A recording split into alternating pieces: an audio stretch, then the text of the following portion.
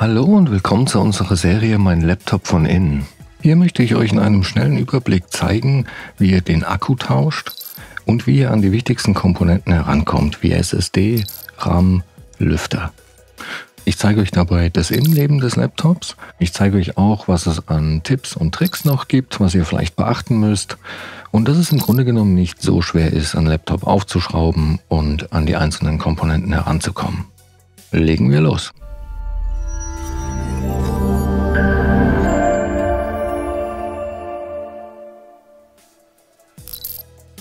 So, wir haben hier einen HP-Laptop und zwar ein 15DW0 und ich zeige euch auch gleich, wo ihr die genaue Modellnummer finden könnt.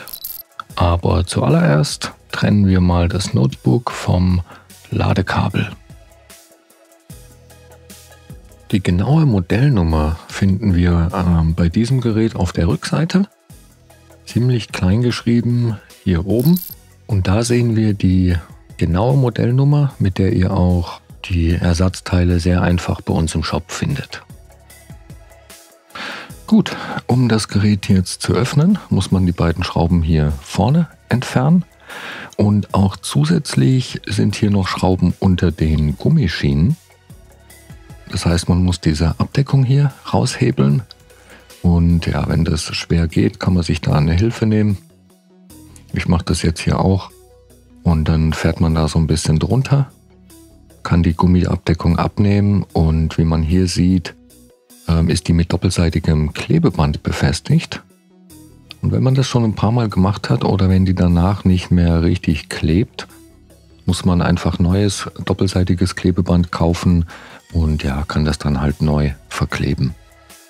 Man muss beide Gummischienen komplett abmachen, um an alle Schrauben ranzukommen.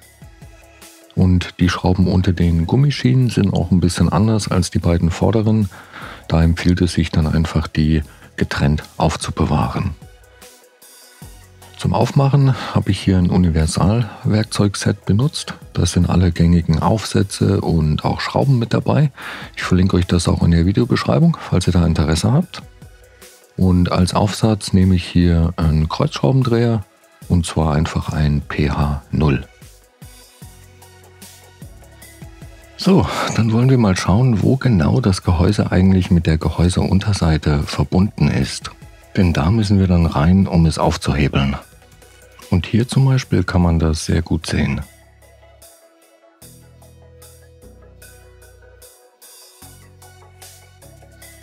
Zum Aufmachen des Gerätes benutze ich hier einen dünnen, flachen Metallgegenstand.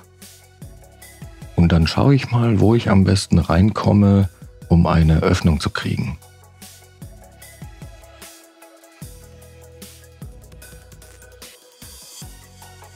In dem Fall fange ich jetzt hier an der Seite an und dann versuche ich die Gehäuseunterseite ein bisschen nach oben zu hebeln. Mit ein bisschen Wackeln und hin und her rutschen funktioniert das immer ganz gut. Und ja, das laute Knacken gehört dazu. Das ist einfach, wenn die Unterseite aus den Einraststellen gelöst wird. Dann knackt und knirscht das manchmal, das ist aber normal. Da braucht man keine Angst zu haben, was kaputt zu machen. Wenn es irgendwie gar nicht geht, dann nicht mit Gewalt. Lieber nochmal schauen, ob alle Schrauben raus sind oder ob man da vielleicht vergessen hat, eine zu lösen. Und ja, dann kann man eigentlich auch schon mit der Hand meistens drunter fassen und das mit ein bisschen Rütteln und hin und her bewegen einfach abziehen. Ich mache das hier jetzt mal im Schnelldurchlauf fertig. So, jetzt da wir die Unterseite gelöst haben, könnt ihr sie auch mal von innen sehen. Und so sieht dann das Gerät von innen aus. Gut, bevor wir jetzt irgendetwas weiteres machen, trennen wir aber auf jeden Fall erst einmal den Akku vom Mainboard, dass das Gerät auch wirklich keinen Strom mehr hat. Und den Akku sehen wir hier. Und der ist in dem Fall direkt auf dem Mainboard mit verbunden. Das heißt, wir nehmen den Akku komplett raus. Dazu lösen wir diese Schrauben hier. Und dann haben wir gleich zwei Fliegen mit einer Klappe. Den Akku kann man einfach aus dem Gerät nehmen dann. Und eben auch gegebenenfalls ersetzen. So, was können wir hier noch sehen? Wir sehen hier drüben ist Platz für eine 2,5 Zoll HDD, beziehungsweise vielleicht ist da auch eine drin. Und ja, die ist hier mit so einem Kippstecker verbunden, dazu später mehr. Direkt darüber ist das WLAN-Modul. Dann sehen wir hier den Lüfter und den Heatsink, der die CPU kühlt, beziehungsweise wenn hier ein Grafikchip verbaut ist, auch die GPU. Dann sehen wir hier die SSD. Da sind die beiden RAM-Riegel und hier ist das Touchpad. So, hier sehen wir die SSD und um die auszutauschen, muss man nur diese Schraube hier lösen und danach kann man die SSD einfach ein bisschen nach oben hebeln und aus dem Stecker ziehen. Der Einbau ist genauso einfach, man steckt die SSD wieder in den Slot, drückt sie leicht nach unten und dann kann man die wieder verschrauben. Um den RAM-Riegel, der hier ist, auszutauschen, muss man eigentlich nur diese beiden Klammern an der Seite so ein bisschen nach außen schieben. Man kann den dann einfach rausnehmen und austauschen. Beim Wiedereinbau steckt man den einfach genauso wieder rein und drückt den nach unten, bis die Klammern wieder einrasten.